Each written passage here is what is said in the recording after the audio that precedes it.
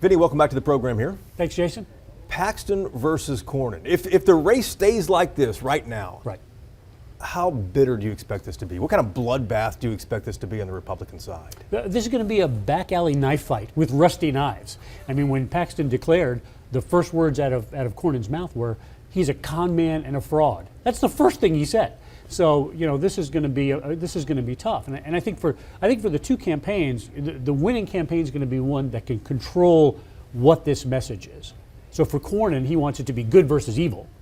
For Paxton, he wants it to be, I'm the conservative versus the anti-Trump moderate.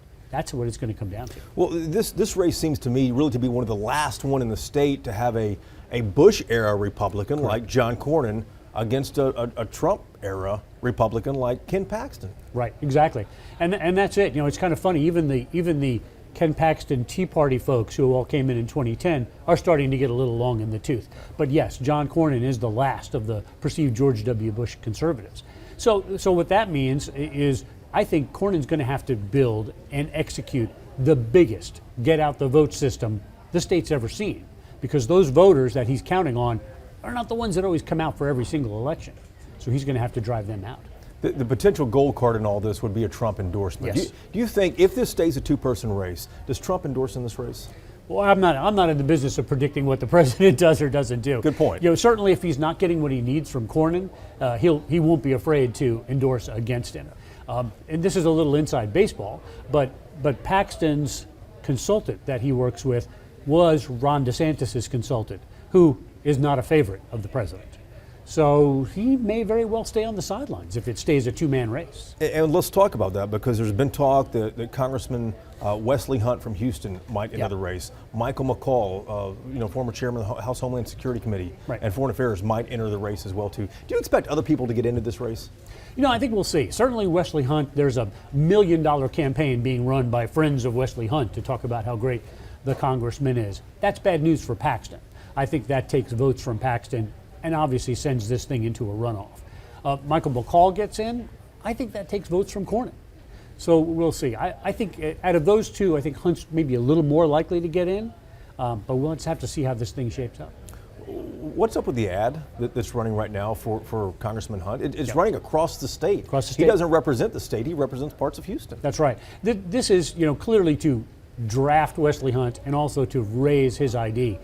He's had a good couple of weeks. That ad is running, and then on Tuesday, the president kind of gave him a shout out and said, "Hey, Wesley, I like your ad." And then suddenly, Ken Paxton jumps into the race. I think the pressure from Wesley Hunt and that ad is what made Paxton announce probably earlier than he wanted to. You don't think he was planning to announce this early? I don't think so. I don't think you kick off a major U.S. Senate campaign by dropping into the Laura Ingraham show on a Tuesday afternoon. And getting the third question when he reveals this. Exactly.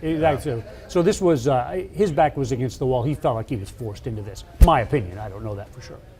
Paxton is leaning into his impeachment in his campaign so far here. That's going to rally, I think, Republican primary voters, at least the traditional ones here in the state, though. But is that going to help or hurt should he get to the general election?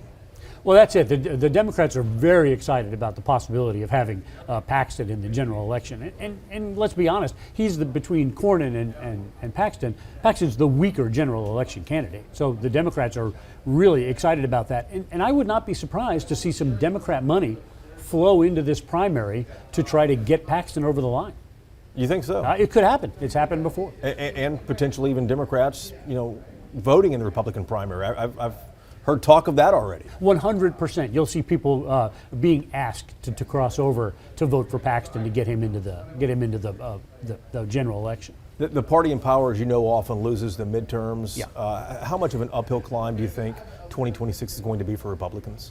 Ask me what the economy is like when we get to 2026. I think that's really going to be it. It's always tough in the midterms if you're in power. If the economy is looking good, I like our chances. If the economy is not, I don't. One Republican donor questioned Paxton's statewide ability to raise money. Right. Paxton's obviously run statewide campaigns before for Attorney General, but do you think Cornyn or Paxton, does either one have the edge when it comes to money in this state? I think for certainly Cornyn's already got a lot of money and knows how to raise money, and he'll have all the resources he needs. If he needs $80 million, he's going to have $80 million. Paxton's run statewide races, and it's a different way of raising money. If you're running for AG, you can take a check of any amount. It's unlimited. If you're running for a federal race like U.S. Senate, you have to hit those federal limits of the max out of, and I can't remember what the number is. It's small, though. It's something like $3,000. $3,000 per person. So it's a completely different way of raising money. The Paxton campaign may struggle for money, but the third parties will not. You're going to see lots of different organizations you've never heard of that are going to get into this race.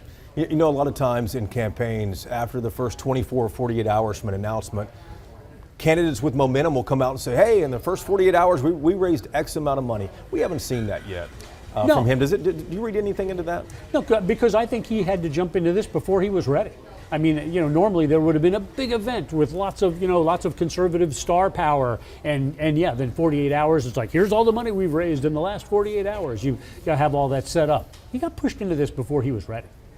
Paxton does not have to resign from Attorney General to run for U.S. Senate, which I think some people may be surprised by. But do you expect him to remain on the ballot, remain on the AG ballot, the statewide ballot anyways? I don't think he can.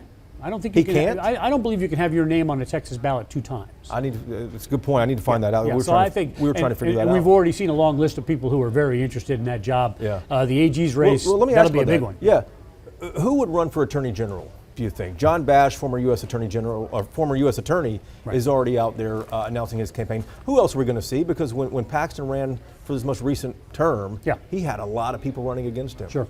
And you may have Eva Guzman and George P. Bush, come back from that race. Louis Gohmert? Maybe. I don't know if Louis Gohmert jumps in. Our own Eric Johnson, his name has been kicked around. Mitch Little is a name. Brian Hughes is a name. So, I mean, you could have a pretty big field. That job doesn't open up very often. So you'll have a big field. How big of a deal is it we have Attorney General open, we have Comptroller open? Yes. There hasn't been movement, like you said, in more than a decade in these big statewide races. Well, and the ag commissioner is going to get a challenger. I can guarantee you that. He's a weak candidate. And I'm more than 50% sure that Dan Patrick doesn't do it again. You think so? I think so. I think he Why? didn't. I don't think he wanted to do it last time. I think he got kind of sort of pushed into it by George P. I think he's done. I mean, listen, he's an older guy and he's done everything he can do. So you could have 4 competitive statewide plus the U.S. Senate race. When would Patrick make an announcement, do you think, After if the he decides this? After the session. Sometime after the session? Yeah, absolutely, because he doesn't want to take away any power. He doesn't want to be a lame duck in the session. Vinny, always good to see you, man. Good to see you. Thanks.